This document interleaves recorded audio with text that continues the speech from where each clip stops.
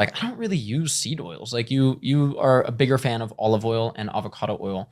Mhm. Can we get into that? Just elaborate on that, I guess. Yeah. So in general, especially the time when I made that video, it's like I don't know. I cook with olive oil for low heat and I cook with Yeah. avocado oil for high heat because they're just good oils. Olive oil, I think, is just the best oil ever that you can use. I agree with And that. like, especially because when I was in grad school, I had a researcher come and give us a presentation talking about his research on olive oil and heart failure and how just essentially there are so many benefits for heart health when it comes to consuming olive oil, and the more Absolutely. the better. And if you want to talk about Mediterranean diet or blue zones or whatever, but it's a good oil. So I'm like, I want to use Completely that as agree. much as I can for as many uses as I can, but also, cooking some things, it has a flavor, and Totally. sometimes I don't want that flavor. So I can use something like avocado Avocado oil, oil, has a very higher neutral. Yeah. smoke Point. point, Yep.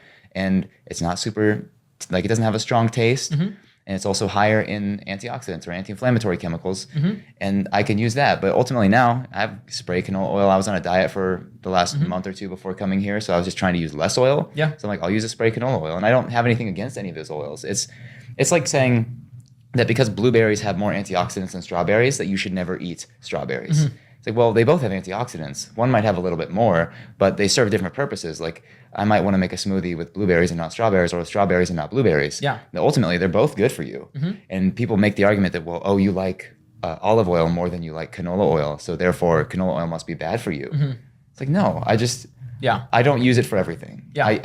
I diversify my portfolio with oils, and I use them for what they're best at. Yeah. And I avoid things that I probably shouldn't be having a lot of. It's the same reason we don't have trans fats, and why no one says, oh, you can have them in moderation. Like, we know they're actually bad for you. Yeah. And you don't want to have any of them. Totally. And with things like butter, you said you respected that. I said I use butter, and I do use butter because ultimately, again, it comes down to the bigger picture of me having a couple tablespoons of butter per day, whether I'm putting it on toast or cooking with it, is not going to be the end all be all for my heart health. Totally. There are so many other factors that influence your health. And, while we don't want you eating a ton of saturated fat, you also have to think, who am I as a person? What is my lifestyle? What am I doing?